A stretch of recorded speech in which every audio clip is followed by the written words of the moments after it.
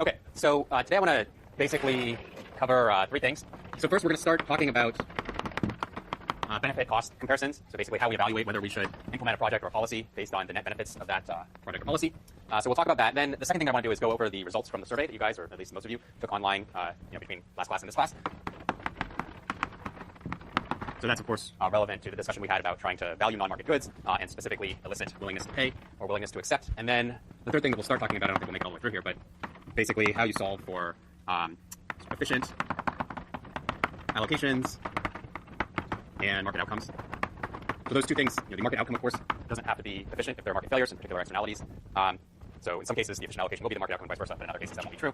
So we'll talk about how you do that. Hopefully you've been exposed to it before. You should have been exposed to it before in one of your intermediate micro courses, if nothing else. But this is something that's going to appear both on the next problem set and also on the either midterm and or final. So obviously it'll be important for you to understand how to do that. Before we start with any of this, though, there's a couple things to say. So the problem set has been distributed. It's due next Wednesday. All the questions on this problem set are true-false questions. And so in my experience, students will often have some trouble with true-false questions. So there's a couple things that I want to say that should generically apply to any true-false question. Probably you get anywhere, but certainly in this class. So first of all, for a question to be, for one of those questions to be false, it only needs to be the case that one part of the question is false, right? So if there's like 3 or 4 sentences in the question, and the first 3 appear to be true to you, and then the last one appears false, then the question itself, that description or that statement you would classify as false. So it's not like, oh, well, 75% is true, 25% is false, therefore I'm going to round up to 100% of being true. That's not how true-false works.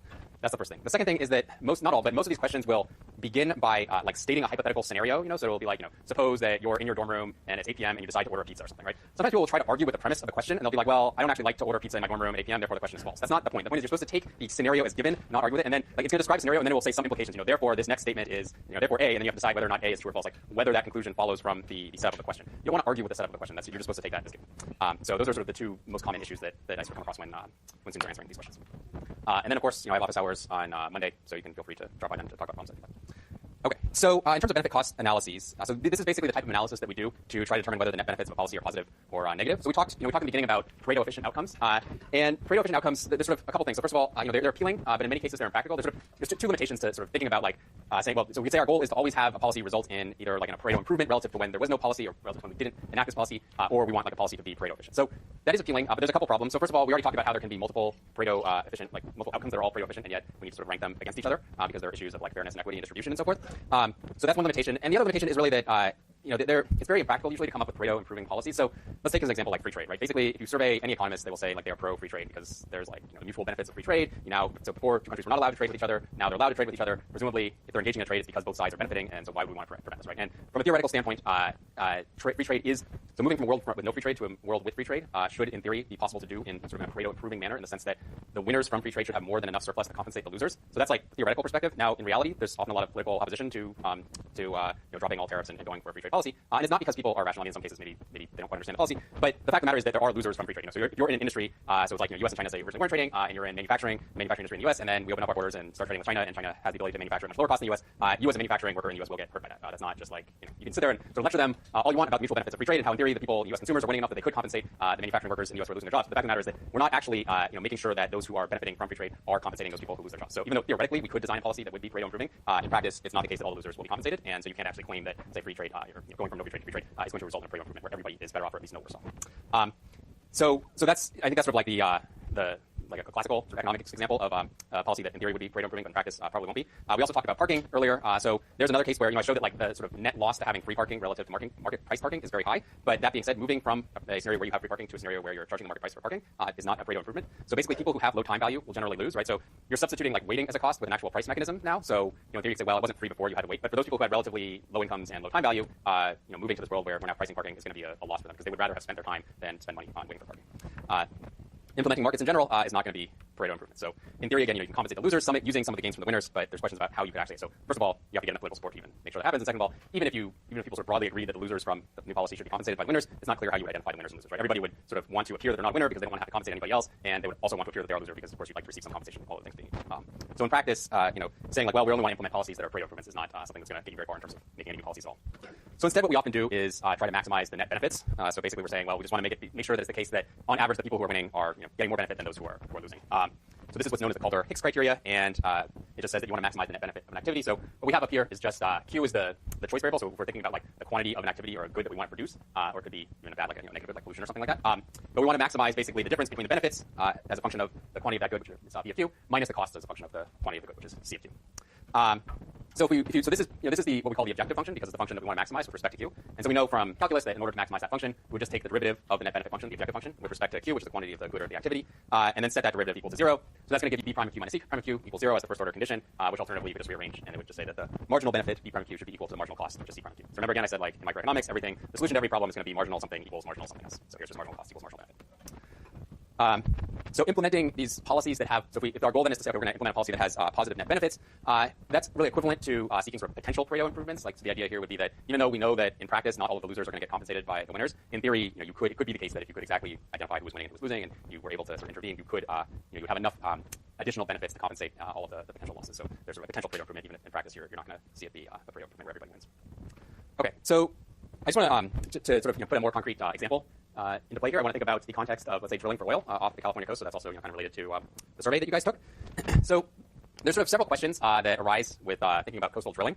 So of course the first question is, should we even do this? And to answer that question, then we need to think about sort of what the important issues are here and how our theory applies. So in theory, according to the Department of Interior, there are sort of like up to 10 billion barrels of oil that would be accessible if we were to drill off of the California coast. Now, I should say that these estimates are sort of notoriously unreliable. I think historically, I think they tend to like understate the amount that is ultimately recovered. But in some cases, I'm sure they've overstated it as well. And regardless, you don't want to sort of view this as being like 10 billion, even like plus or minus 1 billion. You probably want to view this as like somewhere between like 1 billion and 100 billion or something. It's like the potential like range. So people, I think, like if you like sort of look in the media, I think people often like to focus on what's really the wrong question. It's the wrong question, and it's very easy to answer, which is, will drilling off the California coast lower gas prices? So people think about like, okay, well, as a citizen of California or whatever, should I support drilling off the California coast? Well, the benefit to me is going to be that there's going to be a reduction in gas prices. Obviously, all other things being equal, people would like to pay less for gas, and so maybe that should be sort of my the factor that determines whether or not I support this. And it's very safe to say that to conclude really that opening the California coast to drilling would not have any noticeable impact on gas prices. So if we think about it, this is just like very simple back of the envelope calculation, but it still will I think make the point very clear. So we've got 10 billion barrels of oil. Obviously, you don't just extract that all in 1 year. You extract it over usually several decades. So let's say we're going to extract it over 25 years, and if we take that estimate as being correct, then that would imply that you get maybe on average about like 400 million barrels per year. It turns out the world oil supply is on the order of like 30 billion barrels per year produced. So what that works out to is just over like a 1% increase in the worldwide oil supply. Now the thing is that oil is a very is an easily traded good, right? So it's not like you're thinking, oh, I'm going to remove all of this oil from the coast of California and then only sell it on the California market. So if you did that, yes, it would be a large shock in supply to the California market. But in reality, it could end up anywhere in the world. Like it might still be more convenient to have it just be refined and sold on the West Coast, just because you can reduce shipping costs. But that just means that then we'll just import less from some other countries or other parts of the U.S. or other countries, and effectively we'll sort of be quote unquote exporting it out of those countries by not importing from them. So at the end of the day, one way or the other, it's going to end up sort of being traded on or influencing prices on the world market, not on just the California market. So we can probably assume like a vertical supply curve just for convenience here. It wouldn't really matter very much if we made it upwards sloping, but not vertical. And then the literature basically, so this is not the estimates of the long run elasticity of demand with respect to price. So the long run elasticity of demand for gasoline or oil with respect to price are not super well identified, just because it's really hard to sort of find long run variation in the price that you think is going to be totally uncorrelated with any other factors that might affect demand. But roughly speaking, we think that elasticity is maybe on the order of 0.5. So what that implies is that if you had a 2.6% price reduction, you would expect a 1.3% increase in quantity demanded. So since we have a 1.3% increase in supply, and eventually we know, of course, that supply has to equal demand, what that implies is that prices should fall by about 2.6% or so in order to have demand increase enough so that it comes back into equilibrium with the total supply. So 2.6% basically is the equivalent of like gas falling from something like $3.99 per gallon to $3.91 per gallon. So this is not, you're talking like 8 cents a gallon. This is not something you would probably be able to distinguish from just the kind of like general seasonal fluctuations that we see in gas prices anyway, between like summer and winter and so forth. So, I mean, it's not zero, but it's not anything that anybody would get excited about at all. Okay, so we can safely say, look, if the sort of the benefit that you're hoping for is to have more money in your pocket as like a California consumer of gasoline, you're not going to really see any substantial benefit from opening up the coast to the drilling. The interesting question, though, is whether the benefits of drilling exceed the cost. So this is, I would argue, the question that people should be thinking about or should be asking when they think about whether or not they would want to open up the coast to oil drilling. So to do that, we have to think about the private costs of drilling, the social costs of drilling, and the private and social benefits of drilling, basically just the private benefits of drilling. So the private cost of drilling, that's another thing that's not totally clear. So I took an estimate from the literature here, which was that maybe it costs $30 per barrel to recover oil from off the California coast. This is something that varies considerably, just depending on like how difficult an area you're working in to actually get oil from.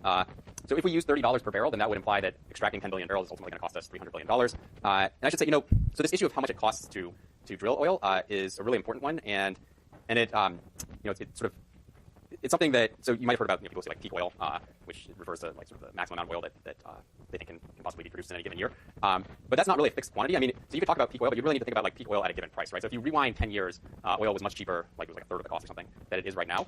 And at that price, there was a certain supply curve, like there was a certain amount of oil that producers were willing to supply. When the price is 3 times higher, like it is now than it used to be, there are a lot of sort of places from which you could get oil that at $30 a barrel were not economical, but at $100 a barrel become more economical, right? So like you can go deeper off sea. You can start thinking about these like oil sands and tar sands in Canada that that I guess are probably pretty easy to access, but to actually get the oil out of that crap takes a lot of energy, which itself is costly. And so there's sort of a lot of options that weren't economically feasible at low prices, but become economically feasible at higher prices. And oil prices went up another 3 times, so it went from like $100 a barrel to $300 a barrel. You would again see even more supply than we have right now. I'm not saying that you would see like even like a doubling of supply or anything like that, but certainly I think there would be some non-trivial amount of additional supply that would come online as prices continue to rise. Sure. Don't you think the average effect on drivers and the price gap would inherently shift the demand down pretty severely? I understand gas, but it's actually for some people with 3 times the cost. Right. Yeah, so no, I agree. So when I say like if prices were to be 3 times higher than they are now, I guess implicitly, so there's 2 reasons why that would even happen, right? So one is that demand itself would be increasing. So the idea would essentially be, China gets rich, India gets rich, suddenly there's like 3 times as many cars or something in the world as there used to be, and so demand is takes off. Prices would rise, demand would fall somewhat, but maybe it would be the case that like if you had 3 times as many drivers and everybody cut back by 50% in terms of how much they were driving because gas was so expensive, you'd still end up with more demand than you had before, and depending on how inelastic the supply curve is, then you could end up with like still substantially higher prices, right? I guess the other possibility is, of course, you could have a decrease in supply, so maybe like the easy stuff, these oil stocks get completely exhausted, and so the supply curve sort of shifts back. But the scenario I was describing, I guess, was in theory saying, suppose that the demand keeps on increasing and prices increase, which somewhat moderates the increase in demand, but doesn't completely destroy it. Yeah, right. So not so much in the U.S. I mean, because like vehicle mile travel had basically peaked, even or per capita had like pretty much peaked, and even are somewhat declining. And then like the mileage of cars is pretty constant. If anything, it's getting somewhat more efficient with hybrids and everything like that. So it wouldn't be that the U.S. per se were demanding a lot more. It's more like China and India developing, which I mean, China has like 4 or 5 times as many people as we do, right? So they don't have to develop a ton before they start having a huge impact on certain consumer markets. The highest overall consumption. So no, I think it would still be the U.S. I mean, I think China is probably catching up to us in energy consumption on some dimensions, like probably coal, for example. But I think for like actual like gasoline usage, it's still going to be the U.S. just because we have such a high car ownership rate relative to them. Okay, so the private cost here that we're thinking of, we'll just throw a number, say $300 billion to recover all this oil. The benefits are going to depend on the price of oil, right? So if the price of oil is only $50 a barrel, which would be lower than it currently is, then you have $500 billion of benefits, because that's the benefits are basically the amount that you can sell the oil on the market for. And if it were $150 a barrel and 10 billion barrels, then you end up with $1.5 trillion in benefits. So not taking into account the social costs, so now there's sort of 2 dimensions of social costs that you'd probably be concerned about here. One are the externalities involved with the drilling itself. In particular, if there were an oil spill like in the Gulf of Mexico, if that occurred off the coast of California, that would clearly entail large social costs. And then the other social cost that you probably want to take into account would be the social cost of actually burning the oil, like using the oil itself in terms of low air pollution and carbon emissions. Now that would only be true if you don't have some sort of like carbon tax or cap and trade system, which we don't really have right now. So you kind of want to take into account those 2 social costs, but ignoring those for the moment. So the net benefits here would be, say, $200 billion if oil prices are $50 per barrel, but they would be $1.2 trillion if oil prices are at $150 per barrel. And then the benefit cost criteria would basically say you should open up the cost of drilling if the benefits of drilling minus the cost of drilling are greater than 0. Now the costs, again, the cost of drilling should include both the private and social costs when you do this calculation. So the question comes down to, well, how big do the social costs of drilling have to be before you would not want to drill? So at $50 a barrel, of course, the social cost would then have to exceed $200 billion to make it not worthwhile. If you think about the population of California, so the argument, okay, so I'm going to take that $200 billion number and then I'm going to divide it by the population of California, which is roughly like 30 million people or so, and so that works out to $650 per person. So the argument for doing that is essentially that if the government were like acting competently, what it would do is it would, in the case that it opened up the coast of drilling, it would essentially auction off permits that would allow companies to extract a certain amount of oil. And in theory, that auction price should be approximately the amount of profit that the companies expect to make. So obviously, there's going to be some residual profit, because otherwise the company wouldn't have an interest in doing it. But in theory, if they designed the auction right, taxpayers could essentially recover most of the rents, most of the value from selling that oil in the market after subtracting out the cost that the company expects to incur. So in that case, then the state could either just write everybody a check, which is kind of like what happens in Alaska, and or provide more benefits to people. So basically, those benefits would work out to be something like $650 per person. This is just a one-time check. It's not like every year or anything like that. So $650 per person at $50 a barrel, or up to like $4,000 a person if oil ends up selling for like $150 per barrel. Now, so then the key issue. So I'm not taking a stand saying like, obviously we should or should not open up the coast of drilling doing that. But the key issues then, if you were to think about, do I want to, would I support opening up the coast of drilling? First of all, it'd be like, how much do you value a pristine coastline? How concerned are you over